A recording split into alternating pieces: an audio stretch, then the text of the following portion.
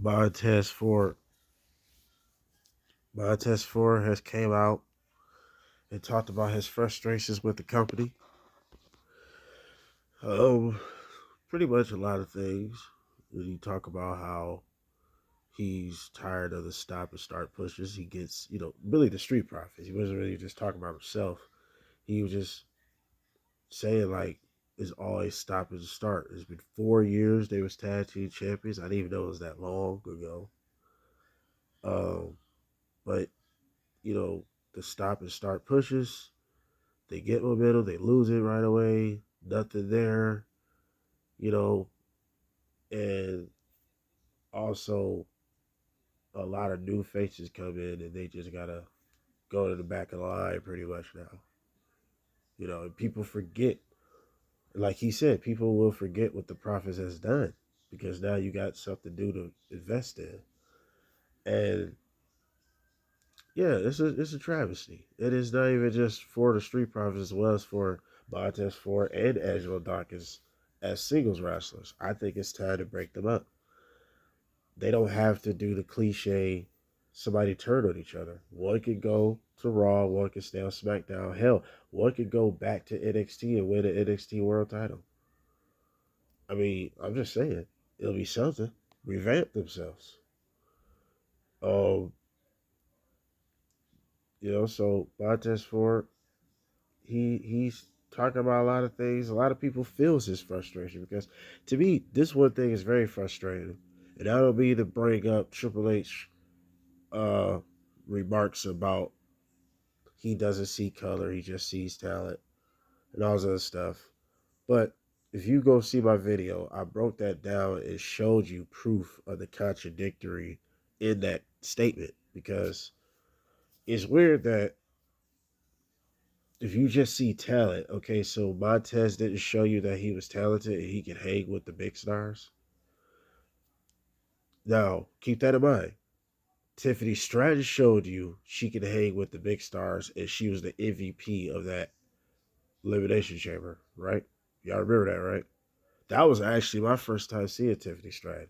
And I was very impressed. I was like, oh, she's really dope, right? She gets rewarded down the line. It doesn't matter if she doesn't win the WWE Championship. The fact she got a Money in the Bank contract for having a great performance, right or wrong. Why else did she win that? That got her over. Huh.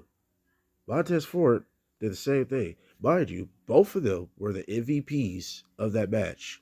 They showed their ass. But Montez Ford, we're still waiting. If anything, Montez Ford didn't even get a chance to even have a singles run. Didn't even get a chance. Why are we still doing this, WWE? This is how you know the WWE lies are through the roof and nothing's changed. We all have been tricked with this whole idea that this new regime and it's the same mindset that's been around, people. It ain't a new regime. And I was falling for it too. It's not a new regime. These are the same people. There's just no Vince McMahon. That's really it. Everybody else is still there. Triple H been there. So we gotta quit acting like it's anything new because you barely see anything new, right? And if you was going to do something new, I can tell you what could have been fresh. Montez Ford get a singles shot. Why do we gotta keep making people? This is not even just about the Street Profits. This is about in general. Can we get out of this idea that tag team wrestlers only can be tag team wrestlers? Especially if we have a case scenario where either both of them, because in my eyes, I think Angela Dawkins is just as good as Montez Ford. But I'm gonna stick with my point and I'm gonna get back to Angela Dawkins. If both of these guys could be stars, or let's say if it is just one star, okay, he can still be a tag team and still do his singles thing. I don't see why you can't do that. That's where it's getting to the point where, okay, you are keeping people on a leash. They can only go so far. Now, don't get me wrong. Some tag teams are just a tag team. They're just a tag team. That's okay. But some people, why not let them splur off and go do something different without the turning on each other. Let's try something different. That's how you know it's not a new regime. Now back to Angelo Dawkins. Angelo Dawkins is just as good as Montez Ford, but people wouldn't know that if you're not given an opportunity to show it. When has Angelo Dawkins been given a chance to even be in an Elimination Chamber match, a ladder match, even show off in a Royal Rumble?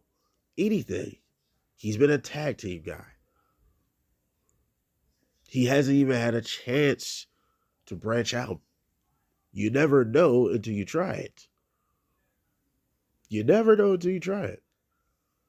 I think it's time for the Street Profits to break up anyway. They have already accomplished the tag team wrestling world. They have been NXT tag team champions.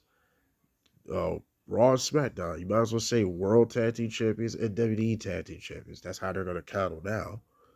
They have won them all. They didn't win the new versions of them. Oh well. Let them teams that's already there do their part. It's time to get in with the new and out with the old. They're an older tag team that's already been there, done that. One can go to SmackDown. One can stay on SmackDown. One can go to Raw. Let's try something different.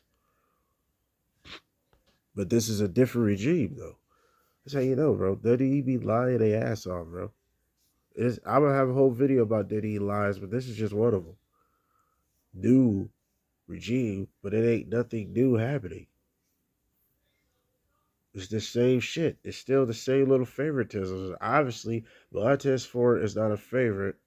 The Street Profits are not a favorite of Triple H or his camp. They ain't got nothing to do with them being black. He's just not a favorite. We see who's the favorites. But also we see who is good for business. Bloodline is good for business. So I'm not going to say he just got only favorites. But we don't know what else could be good for business if we're not trying to invest anything. I guarantee this, give Montez Ford the microphone, give him promo time. Let's change up this character. Let's do something different. A more aggressive Montez Ford wouldn't hurt, you know. But this real quick on a side note, back to Triple H with that comment at Bad Blood. It really just goes back to the hurt business. But it's just I kind of find it funny. When you bring up racial situations in wrestling, it makes everybody's eyes roll. It makes your skin crawl. It irritates people. It even irritates me. It really do. But when you're acting like you don't see funny little shit, that's when it's a problem though. When you just act like you don't see little funny stuff. It is just like we they WWE for many years have been trying to recreate Four Horsemen. Keep in mind how all these are going to connect. They try to remake the NWO. They try to remake the DX, Fabulous Freebirds, the Midnight Express. But we're not going to talk about two-man tag teams. We're going to talk about factions. They try to remake these groups. NWO for sure, DX for sure, and fucking definitely Four Horsemen. They always try to redo those groups as much as possible. Some groups didn't last long, some groups did. But all those groups got a few things in common visually. But it's funny, Hurt Business being one of the only types of his group, a all black group, and these are a high all black group. Like they're on top of the card. They're on top of the card with other top acts. It is just funny that wait, if you think about it, when is the last time we had a black faction that looked like the Hurt Business? They took a little bit of Four Horsemen, Evolution, mixed with NWO because all the beatdowns and shit, and put it in this group. What was wrong with it? That's why people liked it. It was different. Like all black group too. Nobody is going to ignore that part. Because when you ignore it, that's when you become a part of the problem. But we got open groups called Latin World Order. So why is it so taboo to have a all black group? Why is that just scares people or something? Or is just something so uncomfortable about it? But we openly got Latino groups. Openly. Yeah, because it's not even a big deal to nobody. Okay, why it can't be the same thing when it comes to black fashions? Factions. You know what I'm saying? So we got the New Day though. Get me wrong. New Day was great. New Day was great. I'm gonna give you that. New Day was great. Yes, legendary. They still around. But the difference between New Day and Hurt Business is Hurt Business felt like a serious top team. New Day was a top team, upper mid card top team. Yeah, they got two WWE titles though in that faction. That's true. So does Hurt Business. Lashley himself. But Hurt Business felt like some people was even saying this. This isn't me was saying this, but I felt like that would have been pretty cool to see the Hurt Business versus the Bloodline. That'd be pretty dope. That'd make everybody look great, really. I mean, it's over with now. I mean, Hurt Business and AEW, so. But you know, I don't. But other than all that, though, besides facts, what I said is always a weird taboo when it comes to serious, strong black male groups because, like I said, back to the difference between the New Day. New Day is goofy, you know. But don't get me wrong, it was great, but they was goofy. Nobody took. That's why nobody still takes them seriously. That's why when Biggie won the title, you couldn't really take it serious, like a Lashley. Lashley was fighting Brock Lesnar. You see what I'm saying? You took. That's why the Hurt Business. That's why people liked it. It felt different than what we was used to. It didn't feel like the Nation, where it's an openly racist group. You know what I'm saying? It didn't feel like that. But like I said, I hate discussing race with my favorite TV show slash sport to watch. I don't like when racial situations in it. But as far as Montez Ford's frustration, it has to me it has nothing to do with race. I don't think it's Triple H on a racial tip. I think it's just simply Triple H has a goal in mind. He has a plan, and the plans just don't fit Montez Ford in this position. It sucks. I mean, I think he could fit him somewhere because if you look at Raw and SmackDown, what's really happening besides the bloodline? Everything, nothing else, and everything else feels beneath the bloodline. Nothing else has more life than the bloodline. So I feel like Montez Ford and Angelo Dawkins, they can be very useful in divisions right now. The U.S. title division, okay, you tell me Montez Ford going for the United States title don't sound good. Him feuding with Andrade, get him in the middle of that. Get him, what, bro, it's no excuse. He's a professional wrestler. Get him in the middle of that. Spice things up. We got to stop with this one at a time. Once every 80 months, we push somebody new or we give somebody a different chance to do something. No. Like, Montez Ford has never got a big chance to even try to fail. At least give him a chance to fail. Give Angelo Dawkins a chance to fail. You're not even giving him that. And everybody sees it. Everybody see that these guys are talented. Me, I see both of them as talented. Split them up. See how they do. Angelo Dawkins in the Intercontinental Championship division. Why not? Because who's all of these divisions right now? We got Brian Breaker, Jay Uso, as far as Raw. Who else? Maybe The Miz, which I feel like The Miz should not even be in that. The Miz should be in the world title picture. He's a living legend. It's a time to ascend people. You see how the Dundee lies is still there? Nobody's moving up. He should be in the world title picture. He's the fucking Miz. Same with Kofi Kingston. How, dude, Kofi and Miz dominated the fucking mid card. They don't need to be in it. They should be in the world title picture. No, I'm not saying they need to be the world champs. They should be in the world title picture. They should be contenders. They've been there forever. Come on.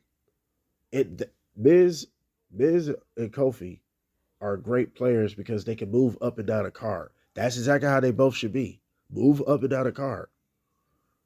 Not this bullshit they do with Miz, which is ridiculous. And Karrion Cross, they dropped the ball on him.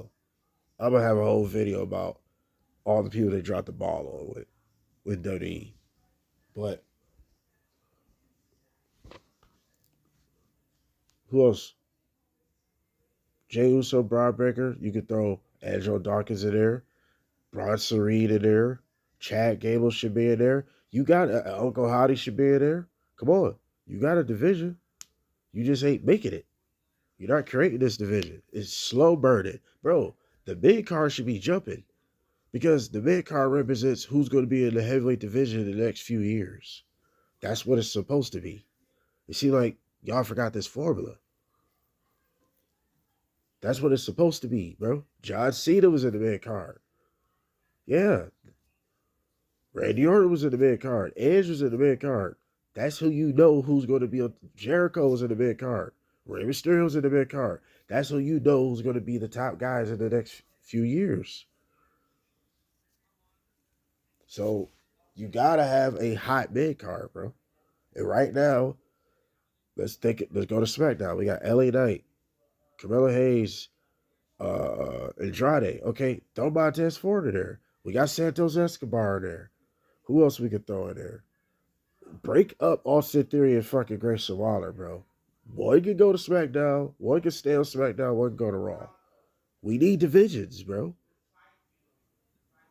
Grayson Waller, the Intercontinental Championship division. Why not? Austin Theory, fighting for the United States title right now. They need all the people they can get to make something exciting. Because everything else is boring and dead besides the fucking bloodline. That's ridiculous, bro. I'm so tired of this face of the company booking. What I mean by that is one at a time. There's only one mega star. There's only one mega storyline. Everything else don't feel special. I'm tired of that, bro. Like nobody else feels special. But just this one at a time guy. And this is why the roster suffered. This is why Montez Ford is angry. In the tag team division, you need to be passing them titles around. That tag team division is cold. Break up Street Profits. They don't need to even be in it no more. They've been there, done that. Move people up, new regime. We need a whole different looking roster right now. We'll be looking out for that video, the people they dropped the ball on. But what do you guys think of this? Like, share, subscribe. I feel for Montez Ford and his frustrations with the Street Profits. But I got my own take on it. He should be a single star. So is Angelo Dawkins. What do you guys think? Like, share, subscribe. Dislike all the good shit we out.